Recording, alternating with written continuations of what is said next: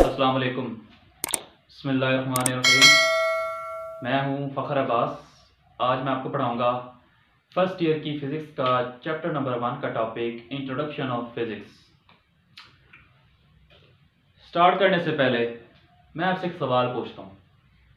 अक्सर मैं अपने दोस्तों से भी पूछता हूं, अपने स्टूडेंट से भी पूछता हूं कि जब इंसान को इस दुनिया में आने का मौका मिला, जब उसने अपने आसपास की चीज़ों को देखा, इस दुनिया को ऑब्जर्व किया, तो उस वक्त उनकी क्या फीलिंग्स थी?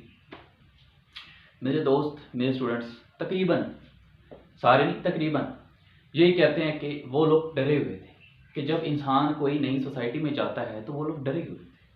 ऐसा नहीं है। डरता इंसान तब है किसी चीज़ से जब वो किसी चीज़ का पास्ट जानता हो। मिसाल के तौर पर जब आप पहली बार किसी शेर से मिल रहे हैं, आप उससे डरेंगे? आपको क्या पता कि वो बुरी चीज़ है, अच्छी चीज़ है, ख़तरनाक है, ये सेफ है? आप उससे नहीं डरेंगे।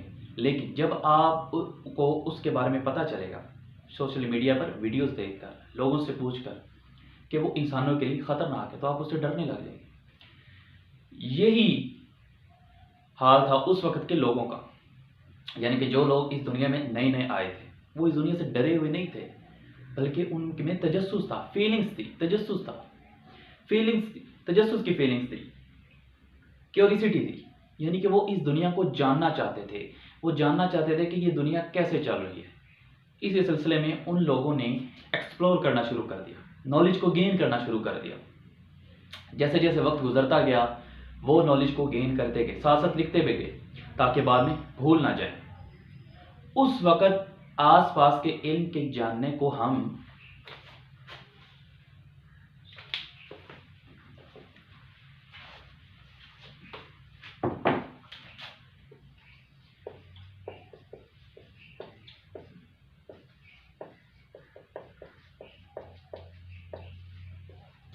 नेचुरल फिलॉसफी कहते थे।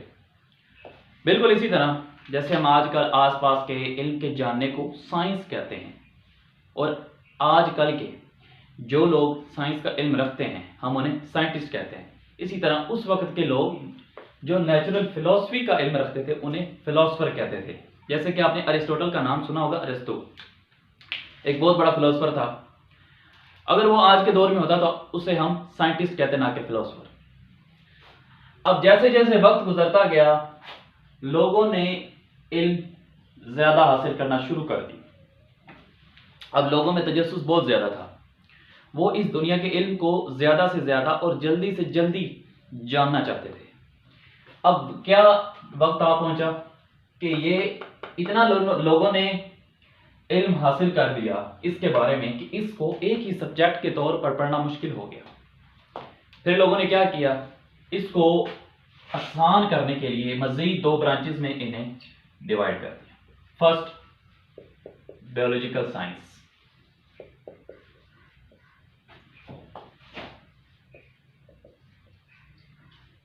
Second, physical science.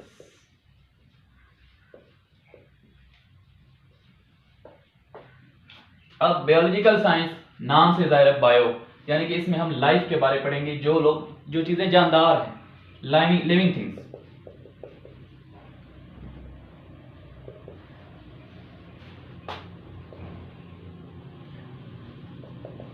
जितनी भी लिविंग थिंग्स हैं, जानदार हैं, वो हम बायोलॉजिकल साइंस में पढ़ेंगे।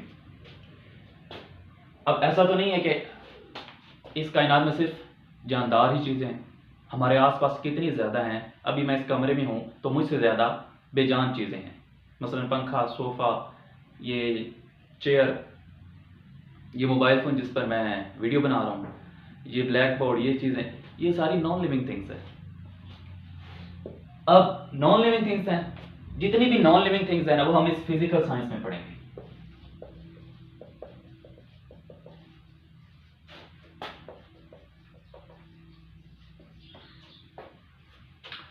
अब फिर क्या हुआ, मैंने आपको पहले बताया कि लोगों का तजस्सुस बहुत ज़्यादा था। वो इस दुनिया के इल्म को जल्दी से जल्दी और ज़्यादा से ज़्यादा गेन करना चाहते थे, जानना चाहते थे। अब क्या हुआ, ये वक्त आ पहुंचा कि लोगों ने इतना इल्म हासिल कर लिया कि इसको भी एक ही सब्जेक्ट के तौर पर पढ़ना मुश्किल हो गया। फिर लोगों ने क्या किया, मजीद इसकी 4 ब्रांचेस बना दी ताकि इसे पढ़ना आसान हो।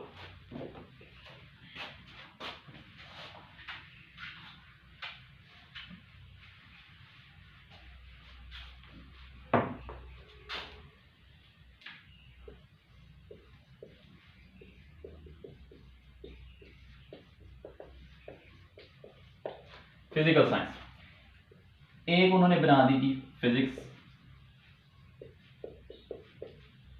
दूसरी उन्होंने बना दी केमिस्ट्री, तीसरी उन्होंने बना दी जियोलॉजी,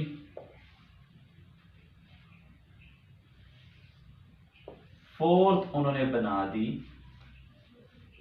एस्ट्रोलॉजी। अब जितने भी हम केमिकल्स हैं, केमिकल्स के रिएक्शन से जो चीज़ नहीं बनती हैं और वो केमिकल रिएक्शंस कैसे होते हैं, वो केमिकल्स कौन से होते हैं, वो सब कुछ हम केमिस्ट्री में पढ़ेंगे। केमिकल्स से मुतालिक जितना भी इल्म होगा। सेकंड, जियोलॉजी, जियो अर्थ से नाम जाहिर, सॉरी जियो से नाम जाहिर है कि अर्थ, जियो का मतलब अर्थ होता है। अब अर्थ की हिस्ट्री, अर्थ का सेंटर इतना गर्म क्यों है, क्या ये सूरज का हिस्सा है, इस तरह का इल्म यानी कि जो अर्थ से मुतालिक है वो सारा हम जियोलॉजी में पढ़ेंगे। अब आ जाते हैं एस्ट्रोलॉजी पर। एस्ट्रोलॉजी का मतलब होता है एस्ट्रोफिजिक्स, यानी कि एस्ट्रोफिजिक्स इसमें आती है। एस्ट्रोलॉजी जितनी भी हेवनली बॉडीज हैं बहुत बड़ी हैं, यानी कि जैसे कि सन, स्टार्स, प्लैनेट्स, इन सब का इल्म, नॉलेज हम इस सब्जेक्ट एस्ट्रोलॉजी में पढ़ेंगे। अब ये 3 सब्जेक्ट आपको क्लियर हो गए। अब रह गया फिजिक्स। फिजिक्स अब हम अलहदा से डिटेल में डिस्कस करते हैं।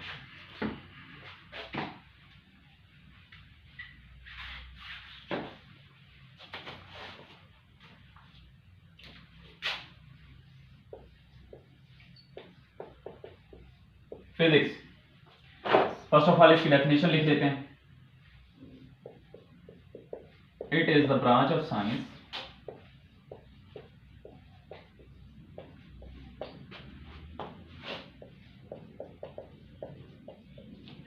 इन विच वी स्टडी, क्या पढ़ते हैं हम इसमें, बिल्कुल मैटर, एक, दूसरा एनर्जी, तो तीसरा हम पढ़ते हैं इनका आपस में ताल्लुक, यानी कि and there interaction.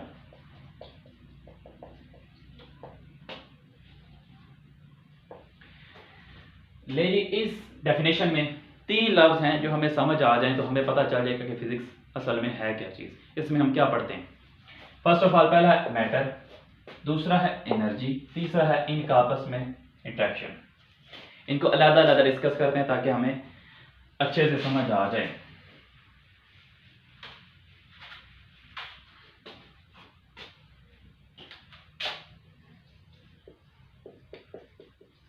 Matter, matter क्या चीज होती है, इसकी 2 कंडीशन मैं आपको बता देता हूं। ऐसी चीज जिसका मैस हो, have mass, second have volume. कायनात में जितनी भी चीजें हैं, एक तो वो मैस, उनका मैस हो, दूसरा उनका वॉल्यूम हो, तो वो मैटर है। जितनी भी कायनात में चीजें हैं, अगर वो मैस है उनका, अगर उनका मैस रखती हैं वो, ठीक है, अपना मैस है उनका, दूसरा उनका वॉल्यूम है, कोई भी चीज़ है उसका मैस है, उसका वॉल्यूम है, तो वो क्या है, मैटर है। कोई भी कायनात की चीज़ जो इस 2 कंडीशन को पूरा करती है वो मैटर है। मिसाल के तौर पर मेरे हाथ में ये बोर्ड मार्कर है, क्या इसका कुछ वजन है, बिल्कुल है, वजन है। क्या इसका कुछ वॉल्यूम है, बिल्कुल वॉल्यूम है। अगर मैं इसको किसी भी जगह पर रख दूं तो ये अपना एक वॉल्यूम बना लेगा, अपनी जगह बना लेगा। तो ये क्या है, ये वॉल्यूम घेर रहा है, देखें ना, ये देखिए, ये वॉल्यूम है इसका। तो ये क्या है, ये मैटर है। इसकी क्या स्टेट है इस वक्त, ये किस स्टेट में है, ये सॉलिड स्टेट में। तो जितने भी सॉलिड हैं वो मैटर है।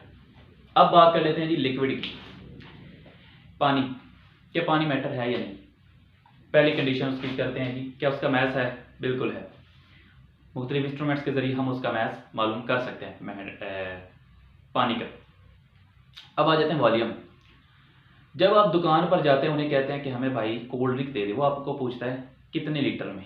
आप कहते हैं 2 लीटर में, 1.5 लीटर में, 1 लीटर में, हाफ लीटर में। तो ये हाफ, 1 और 2 लीटर ये क्या चीज़ है? अब उस जो कोल्ड ड्रिंक होगी इस बोतल में क्या होगा? लिक्विड ही होगा। उस लिक्विड ने कुछ ना कुछ जगह घेरी होगी, 1 लीटर की, 2 लीटर की, 3 लीटर की। तो इससे हमें क्या पता चलता है कि लिक्विड भी जगह घेरता है और उसका मैस भी है। तो हमें ये मालूम हो चुका है कि जो लिक्विड है, जितने भी लिक्विड्स हैं वो भी मैटर। अब आ जाते हैं तीसरी कंडीशन, गैस। ये जो एयर है, क्या इसका मैस है? आप कहेंगे नहीं, बिल्कुल नहीं है मैस।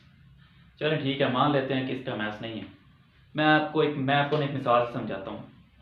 आपके सर पर मक्खी बैठी हुई है, मैं आपसे पूछता हूँ क्या आपको वो महसूस हो रही है? आप कहेंगे नहीं सर, मुझे महसूस नहीं हो रही। क्यों? वो इस वजह से, एक तो उसका वजन बहुत कम है, दूसरा उसने जगह इतनी नहीं घेरी, लिहाजा मुझे नहीं पता चल रहा कि मेरे सर पर मक्खी बैठी हुई है या नहीं। बिल्कुल इसी तरह ये जो एयर है ना, हमें इसका वजन बहुत कम है, लेकिन इसका वजन है और इसने जगह भी घेर रखी है। मुख्तलिफ इंस्ट्रूमेंट्स आ चुके हैं जिससे हमें पता चल सकता है कि ये जो एयर है इसका भी वजन है। अब आ जाते हैं ले जी, मैस का तो हमें पता चल गया जी, मैस है, गैस का वह मैस होता है। अब ये क्या ये जगह घेरती है? अब हम देखते हैं, जब आप किसी भी सिलेंडर वाले के पास जाते हैं, सिलेंडर लेते हैं, उससे कहते हैं कि मुझे 2 किलो का सिलेंडर दे दो, 3 किलो का सिलेंडर दे दो, कि जिसमें 2 किलो गैस आती हो, जिसमें 3 किलो गैस आती हो। आप उसे सिलेंडर ले लेते हैं, फिर आप जाते हैं गैस भरवाने के वाले के पास। आप उसमें कहते हैं कि उससे कहते हैं कि मुझे इसमें 2 किलो गैस भर दो। अगर वो 3 किलो भर दे फिर क्या होगा? बिल्कुल सिलेंडर जो है फट जाएगा। इस हमें क्या पता चलता है कि ये जो गैस है इसका भी वॉल्यूम होता है। तो लिहाजा इसने दोनों कंडीशंस पूरी कर दी, एक तो इसका मैस भी होता है, दूसरे इसका वॉल्यूम भी होता है। तो हम ये कह सकते हैं जी गैस जो है वो भी मैटर है। अब वो कौन सी चीज़ है जो मैटर नहीं है? पहली बात, ये जो साउंड है, साउंड जो मैं बोल रहा हूँ, क्या ये मैटर है? नहीं है। ना इनका मैस है, ना इनका वॉल्यूम है। ऐसा कभी नहीं होगा कि मैं इस कमरे में सारा दिन बोलता रहूँ तो एक वक्त ये आएगा कि ये कमरा फट जाएगा, ऐसा कभी नहीं होगा। तो फिर ये क्या चीज़ है? बिल्कुल ये है एनर्जी। यहां से हमारे पास कंसेप्ट आया एनर्जी का। ऐसी चीज जो ना जगह घेरती हो ना मैस रखती हो, वो क्या है? वो एनर्जी है। एक तो ये साउंड होगी, दूसरी लाइट, थर्ड हीट। ये तीन ऐसी चीजें हैं ना जो ना मैस रखती हैं और ना वॉल्यूम रखती हैं। तो ये है एनर्जी, मैटर मैंने आपको पहले समझा दिया। अब चलते हैं आगे। इसका जो तीसरा लेवल है, जो तीसरा इस डेफिनेशन में लफ्ज इस्तेमाल किया गया है एंड देयर इंटरेक्शन का, उसका क्या मतलब है वो जानते हैं।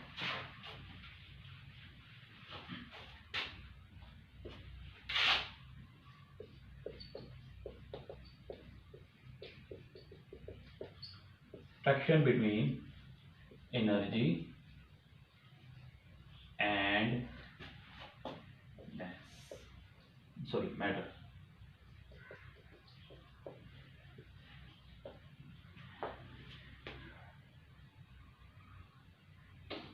अब मैं आपको एक मिसाल देकर आपको समझाता हूं कि इनमें इंटरेक्शन क्या है, आपस में इनमें ताल्लुक क्या है। पहला आ जाता है जी, मिसाल ये है जी एटॉमिक बॉम्ब। किससे बना होता है? यूरेनियम से।